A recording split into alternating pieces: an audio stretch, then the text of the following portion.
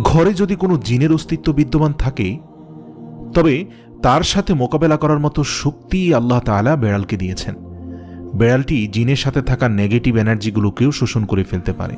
শুধু তাই নয়, বেড়ালের শরীরে আল্লাহ এমন একটি ব্যাকটেরিয়া দিয়েছেন যা কিনা আমাদের আশেপাশে থাকা সব ধরনের নেগেটিভ এনার্জিকে শোষণ করে নেয়।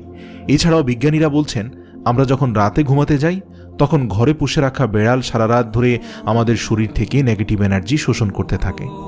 আল্লাহ রাব্বুল আলামিন বেড়ালের মাঝে কিছু বৈশিষ্ট্য দিয়েছেন, যার কারণে এমন সুন্দর একটি মাখলুক আমাদের রোজকার জীবনের অংশ হয়ে উঠেছে।